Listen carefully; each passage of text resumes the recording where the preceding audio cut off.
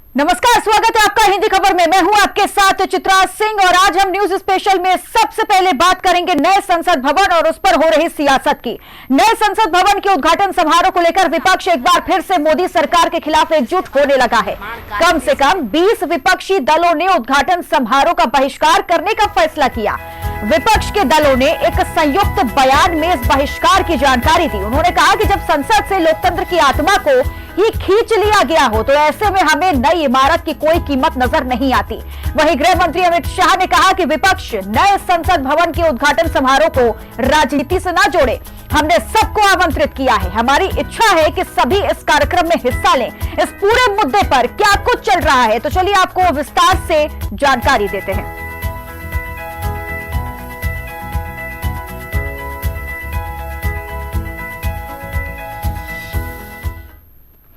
नए संसद भवन की इमारत गढ़ने में लगभग 4 साल का वक्त लगा। इसके बाद नए संसद भवन की भव्यता देखने लायक है, लेकिन संसद भवन के निर्माण के बाद उद्घाटन से पहले ही पूरा विपक्ष विरोधी सुर अख्तियार कर रहा है। ये मामला अचानक क्यों तूल पकड़ा, इसके पीछे की क्या क्या वजह है, तकरार से तनातनी तक की पूरी हकीकत हम अपनी इस स्पेशल रिपोर्ट में दिखाएंगे।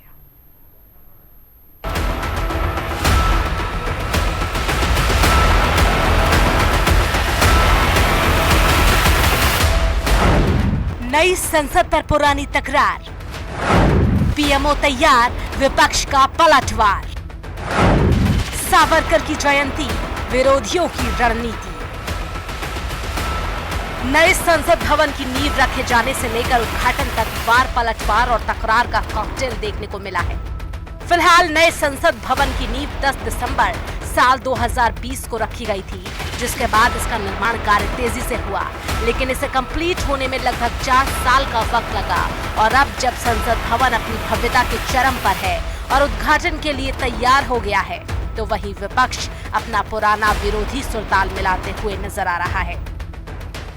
दरअसल पीएम नरेंद्र मोदी 28 मई को नए संसद भवन का उद्घाटन करने वाले हैं और 28 मई को ही वीर सावरकर की जयंती भी है। इसी उपलक्ष्य में पीएम ने मई महीने की 28 तारीख को चुना और संविधान के मंदिर का इनॉग्रेशन करने की तारीख तय की। जैसा कि आप सभी जानते हैं, आजादी के अमृत महोत्सव के अवसर पर देश के प्रधानमंत्री जी 28 मई को संसद का नवनिर्मित भवन राष्ट्र को समर्पित करेंगे। नए संसद भवन की नई इमारत पर तकरार के सुर तेज हो गए हैं। सभी विपक्षी दल एक सुर में आवाज बुलंद कर रहे हैं। सभी इस खास मौके का विरोध करने और इस खास इंतजाम का बॉयकॉट करने की तैयारी कर चुके हैं। दरअसल विपक्षी पार्टियों की नाराजगी इस बात की है कि नए संसद के परिसर का उद्घाटन पीएम मोदी नहीं बल्कि देश के राष्ट्रपति द्रौपदी मुर्मू करेंगी। महज इसी बात को लेकर पक्ष और विपक्ष में तलवार खिंची हुई है।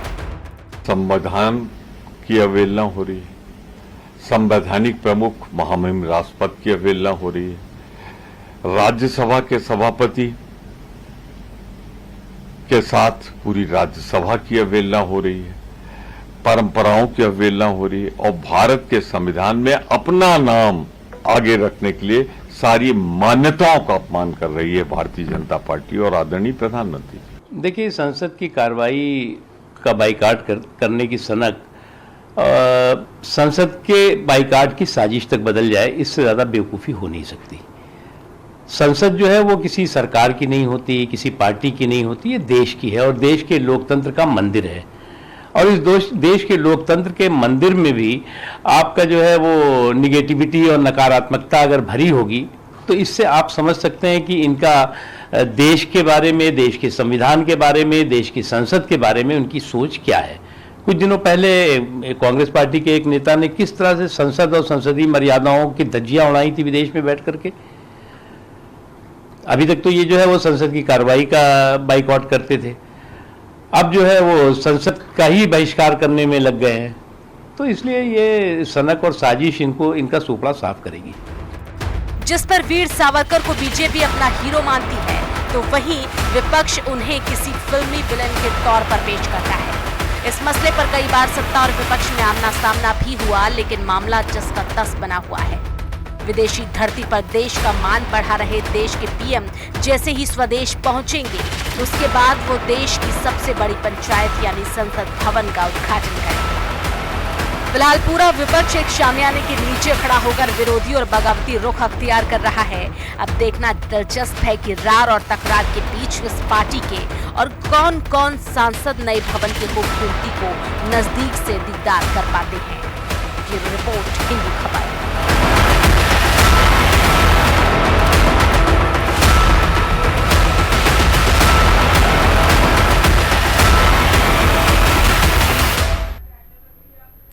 देश की नई संसद का शिलान्यास होना है, जिसकी तैयारी जोरों पर है। संसद भवन भी पूरी तरह से बनकर तैयार है और अपनी अद्भुत छटा बिखेर रहा है, तो वही पूरा विपक्ष एक बैनर तले खड़े होकर विरोध दर्ज कराने में जुटा हुआ है।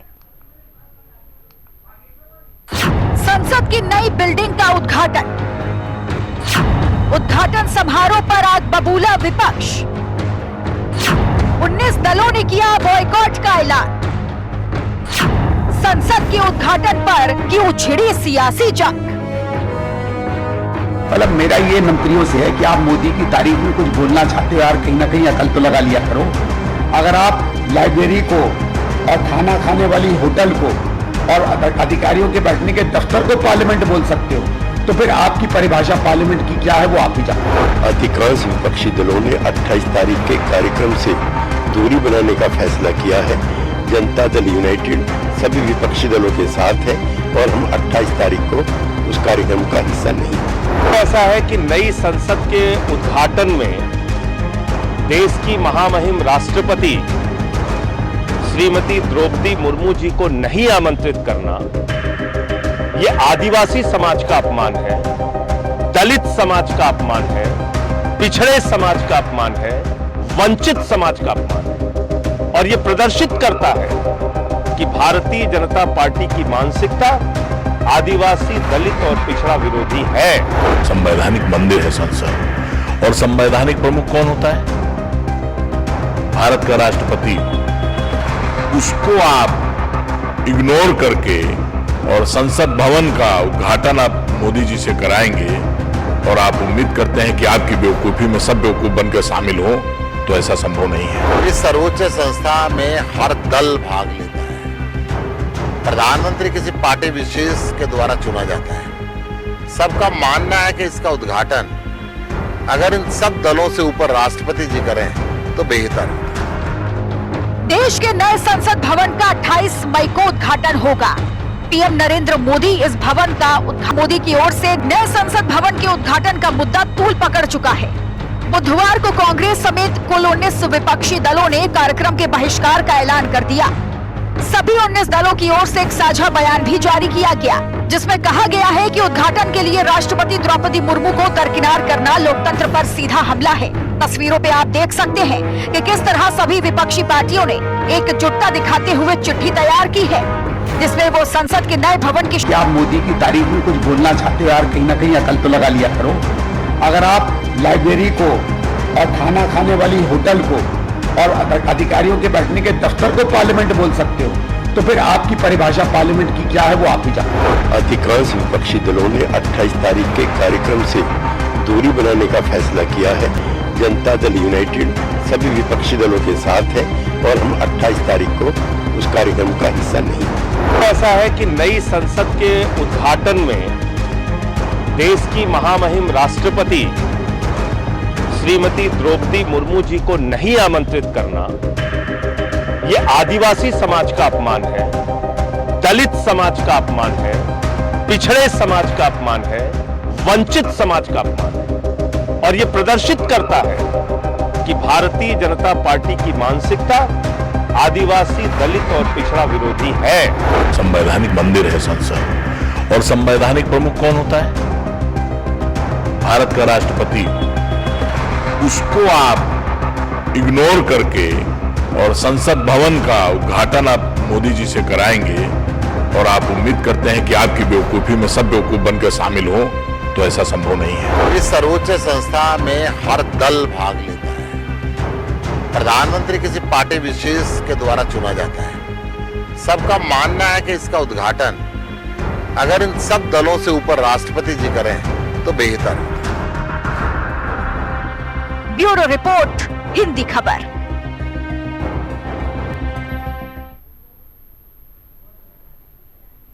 सत्ता के हस्तांतरण और सनातन धर्म के शक्ति को दर्शाने वाले सेंगोल को 28 मई के दिन नए संसद भवन में स्थापित किया जाएगा, जिसे शक्ति, एकता और संगठन के तौर पर देखा जाता है। ये रिपोर्ट देखिए। 14 अगस्त 1947 की रात, 24 मई 2023 की सुबह, सत्ता हस्तांतरण का सनातनी प्रतीक सेंगोल, सत्ता की शक्ति के अधिकार का सेंगोल। दशकों बाद सामने आया सेंगोल का सच। देश के प्रधानमंत्री 28 मई को नए संसद भवन का उद्घाटन करेंगे और राष्ट्र के 140 करोड़ लोगों को समर्पित करेंगे। देश के गृह मंत्री अमित शाह ने 24 मई को एक प्रेस कॉन्फ्रेंस कर बताया कि पीएम मोदी नए संसद भवन में सेंगोल की स्थापना करेंगे। आजादी के वक्त इसी सेंगोल के जरिए अंग्रेजों ने भारत को सत्ता सौंपी थी। देखिए, लक्ष्य बहुत स्पष्ट उस वक्त भी था और आज भी स्पष्ट है। सत्ता का हस्तांतरण सिर्फ हाथ मिलाने से और एक दस्तावेज पर हस्ताक्षर करने से नहीं होता है। सत्ता का हस्तांतरण तब होता है जब सत्ता यहाँ की परंपराओं से चलेगी, यहाँ की परंपराओं के साथ जुड़ी रहेगी और हमारी संस्कृति के आधार पर, इसके मूल ढांचे पर नई आधुनिक जरूरियातों को ध्यान में रखते हुए चलेगी। तो ये सेंगोल का नए संसद भवन में स्थापन इसी बात का द्योतक है जो जवाहरलाल नेहरू जी ने उस वक्त 14 अगस्त को महसूस की। जब भारत की आजादी की तारीख तय हुई तो आखिरी वायसराय लॉर्ड माउंटबेटन को चिंता सताने लगी कि आखिर सत्ता ट्रांसफर कैसे होगी, इसकी क्या प्रक्रिया होगी और इसका सिंबल क्या हो सकता है। कई दिनों तक सोचने के बाद उन्होंने पंडित जवाहरलाल नेहरू के सामने ये सवाल रखा और सुझाव दिया कि क्या हाथ मिलाते हुए सत्ता हस्तांतरित की जा सकती है। माउंटबेटन को ये प्रक्रिया को निर्विघ्न समाप्त करने के लिए भारत के वाइसरॉय बनाकर भेजा गया। जब ये प्रक्रिया करने का समय आया तब लॉर्ड माउंटबेटन, क्योंकि इंग्लैंड से आते थे, इनको हमारी सांस्कृतिक और पारंपरिक व्यवस्थाओं की जानकारी नहीं थी। उन्होंने पंडित जवाहरलाल नेहरू जी को ये प्रश्न किया, भारतीयों के हाथ में सत्ता का हस्तांतरण के प्रतीक के रूप में कौन सा विशिष्ट परंपरागत समारोह का आयोजन किया जाना चाहिए। पंडित जी भी कंफ्यूज थे। उन्होंने थोड़ा समय मांगा और कहा कि मैं साथियों से चर्चा कर आपको इसके बारे में जानकारी दूंगा। पंडित जवाहरलाल नेहरू जी ने चर्चा करने के लिए अपनी पसंदगी बहुत अनुभवी स्वतंत्रता सेना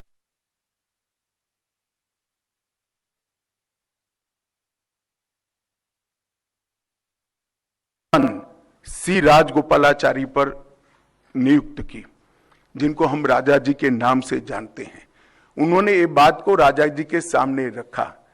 राजा जी ने अनेक पुराने ग्रंथों का अभ्यास कर, अनेक प्रक्रियाओं को स्टडी कर के समय में सत्ता के हस्तांतरण की प्रक्रिया का एक सटीक इतिहास रेखांकित कर इस सेंगोल की प्रक्रिया को चिन्हित किया। सी राजगोपालाचारी कई दिनों तक सोच विचार करते रहे और आखिरकार उन्हें भारत के इतिहास में इस सवाल का जवाब मिला। भारत के सबसे पुराने और लंबे समय तक चले राजवंशों में से एक चोल राजवंश में सत्ता का फेरबदल सेंगोल के जरिए किया जाता था। 9वीं सदी से 13वीं सदी के बीच जब इस हिंदू साम्राज्य में एक राजा दूसरे राजा को गद्दी स्थानांतरित करता था तो प्रतीकात्मक तौर पर सेंगोल भी सौंपता था। सेंगोल को किसी राजनीति से नहीं छोड़ना चाहिए।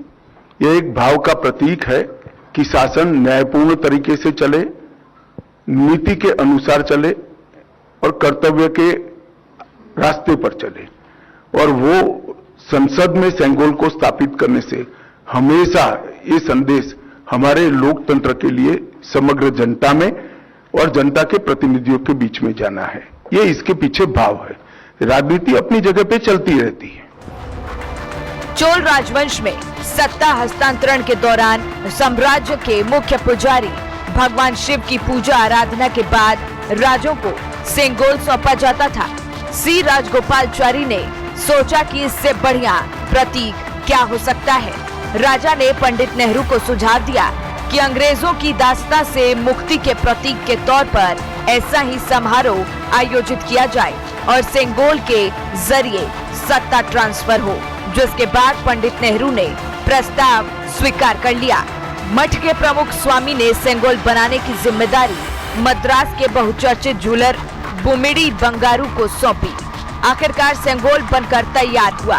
इसके सबसे ऊपरी हिस्से पर नंदी विराजमान थे, जो शक्ति, एकता और अखंडता के प्रतीक थे। नेहरू ने 14 अगस्त की रात को अपने निवास पर कई नेताओं की उपस्थिति में सेंगोल स्वीकार कर सत्ता के हस्तांतरण की प्रक्रिया को एक प्रकार से पूरा किया था। जिनमें 14 अगस्त साल 1947 की रात को गुरु ने इस सेंगोल को लॉर्ड माउंटबेटन को सौंप दिया। माउंटबेटन ने सेंगोल को देखने के बाद इसे दोबारा गुरु को सौंप दिया। इसके बाद सेंगोल को गंगा जल से शुद्ध किया गया और पंडित नेहरू के पास ले जाया गया। ब्यूरो रिपोर्ट, हिंदी खबर।